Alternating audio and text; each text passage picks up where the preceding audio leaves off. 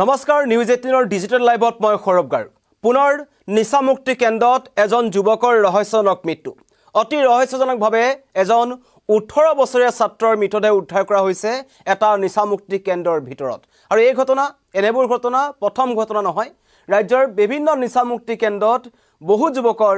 ৰহস্যজনকভাৱে মৃত্যু হৈছে আৰক্ষী প্ৰশাসনে এইবোৰ কথা দেখুওৱা হৈছে কিন্তু তাৰ পাছতো চৰকাৰী নীতি নিৰ্দেশনা নেমানি একাংশই এইদৰে নিচামুক্তি কেন্দ্ৰ চলাই গৈছে আৰু তাতেই এটা হুকাব ঘটনা সংঘটিত হ'ল ভয়ংকৰ ঘটনা সংঘটিত হ'ল পৰিয়ালে অভিযোগ কৰিছে এই 18 বছৰীয়া যুৱকজনক পুৱাৰ পৰা মাৰি নিখালৈকে তেখেতক প্ৰহাৰ কৰা হ'ল আৰু প্ৰহাৰ কৰাৰ কাৰণে যুৱকজনৰ মৃত্যু হৈছে ঘটনা দুলিয়াজানৰ নাহলিয়াত আৰু নাহলিয়া যেটো নিচামুক্তি কেন্দ্ৰ চলাই আছিল আৰু কেন্দ্ৰটো চলাই আছিল সন্তোষ লিম্বু নামৰ এজন মানুহে আৰু সেই নিচামুক্তি কেন্দ্ৰটোতেই 18 বছৰীয়া অমন সোণাৰ নামৰ যুৱকজনৰ মৃত্যু হৈছে কিছুদিন পূৰ্বে পৰিয়ালৰ লোকসকলে এই 18 বছৰীয়া যুৱকজনক নিচাৰ আসক্তিৰ পৰা মুক্ত কৰিবৰ কাৰণে এই নিচামুক্তি কেন্দ্ৰটোলৈ লৈ আহিছিল যেটো আছে দুলিয়াজানৰ নাহলিয়াত আৰু যেটো চলাই সন্তোষ লিম্বু আৰু সন্তোষ লিম্বুৰ সেই নিচামুক্তি কেন্দ্ৰটোতে মৃত্যু হৈছে দুলিয়াজানৰ বৰুৱাছা তিনিআলিত ঘৰ অমন সোণাৰৰ আৰু ইতিমধ্যে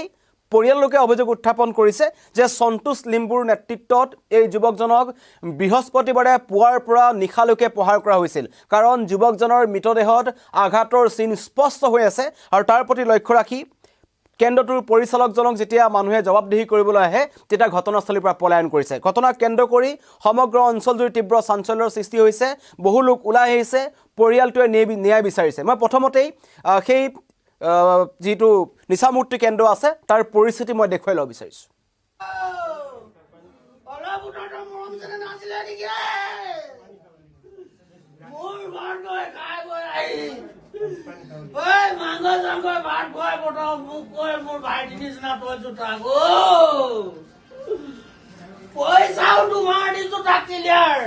তিনিমাহ 15 তাৰিখে যেহেতু 15 তাৰিখে তিনিমাহ মই নিম বুলি কৈছিলো পইচা দুবৰ কাৰণে মই আহিব নোৱাৰিলো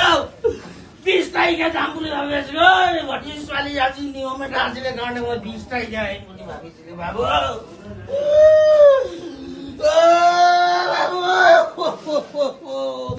পইচা দি থৈছো মোৰ লগা হয় না থৈছো মোৰ লৰাটো কৰিব 10,000 পইচা দি লৰাটো পইচা এটা ভিতৰৰ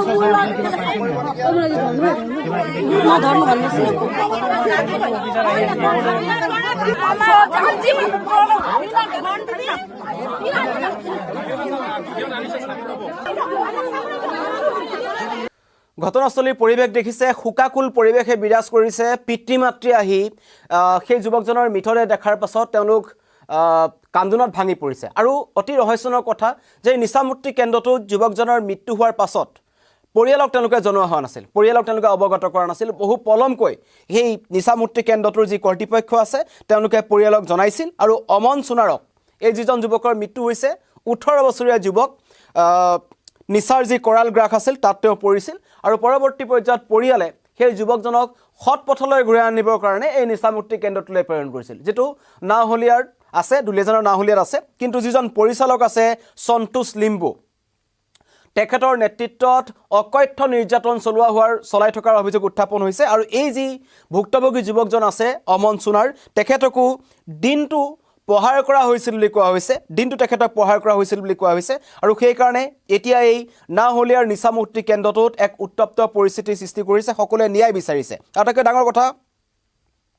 এই নিচামুক্তি কেন্দ্ৰসমূহত যি পৰ্যাপ্ত পৰিমাণৰ সা সুবিধা থাকেনে কেনেকুৱা ধৰণে তেওঁলোকক কাউন্সেলিং কৰা হয় বাহিৰৰ পৰা মানুহ আহে নাহে সেইবোৰ কিন্তু এতিয়ালৈকে এই কেন্দ্ৰটোত আছিল না নাই সেয়া স্পষ্ট হোৱা নাই আৰু সেই কাৰণে প্ৰথমতে প্ৰশ্ন উত্থাপন হ'ব যে এই নিচামুক্তি কেন্দ্ৰটোত পৰ্যাপ্ত পৰিমাণৰ সা সুবিধা আছিল না নাছিল যিবোৰ চৰকাৰে নিৰ্ধাৰণ কৰি দিছিল যে এটা কোঠাত দুখনকৈ বিছনা থাকিব লাগে খোৱা পানীৰ ব্যৱস্থা থাকিব লাগে তেওঁলোকক কাউন্সেলিঙৰ ব্যৱস্থা কৰিব লাগে পৃথক পৃথক ৰুম থাকিব লাগে তাৰ বিপৰীতে গুৱাহাটীকে ধৰি ৰাজ্যৰ বিভিন্ন প্ৰান্তত যেতিয়া বিভিন্ন নিচামুক্তি কেন্দ্ৰত অভিযান চলোৱা হয় সেই তেতিয়া কিন্তু এনেকুৱা চৰকাৰী যিবোৰ নীতি নিৰ্দেশনা আছে সেইবোৰ জলাঞ্জলি দি তেওঁলোকে সৰু সৰু ৰুমত নিজৰ মন মৰ্জি মতে তেওঁলোকে নিচামুক্তি কেন্দ্ৰ খুলি তেওঁলোকে বেপাৰ চলাই থকাৰ অভিযোগ আছিল আৰু এবাৰ তেনে ঘটনা আহিছে দুলিয়াজানৰ পৰা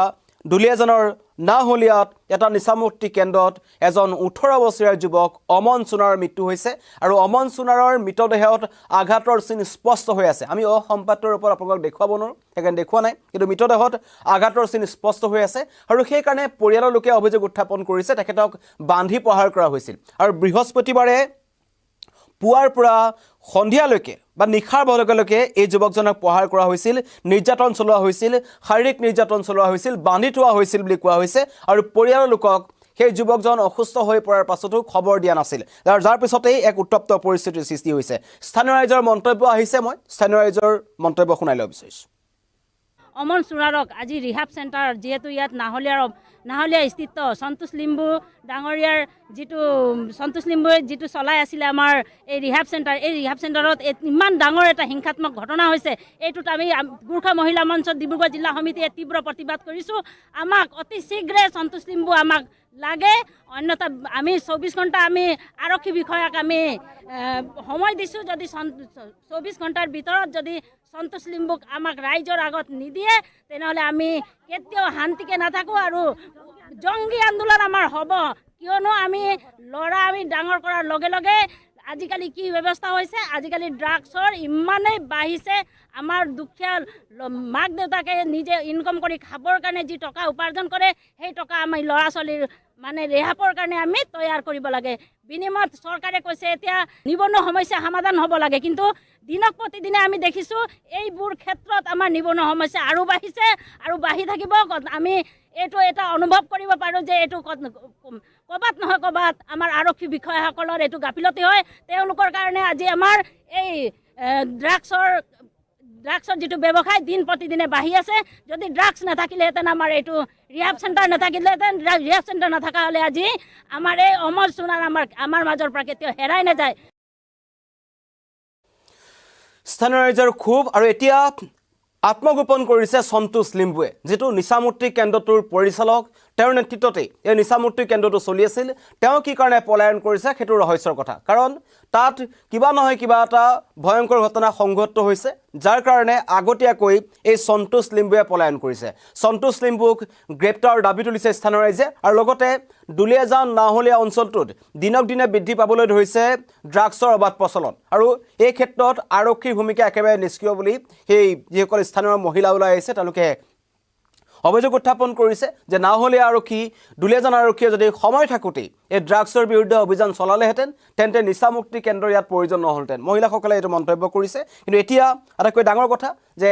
এই নিচামুক্তি কেন্দ্ৰত যিজন যুৱকৰ মৃত্যু হ'ল এই সন্দৰ্ভত নাহলীয়া আৰক্ষীয়ে তদন্ত আৰম্ভ কৰিছে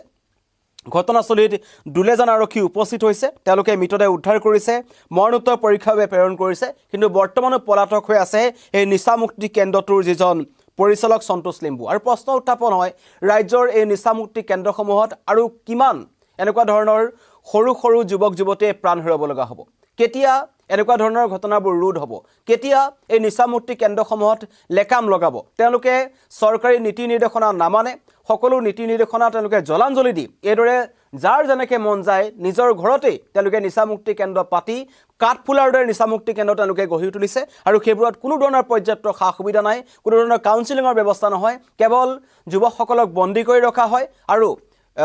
নিচাৰ আসক্তিৰ পৰা এৰাবৰ কাৰণে তেখেতলোকক উপৰ্যুপৰি প্ৰহাৰ কৰা হয় আৰু যাৰ কাৰণত এই 18 বছৰীয়া অমন সোণাৰে প্ৰাণ হেৰুৱাব লগা হৈছে সমগ্ৰ ঘটনাৰ তদন্ত বিচাৰিছে বৰ্তমানে পলাতক সন্তোষ লিম্বু যিটো হৈছে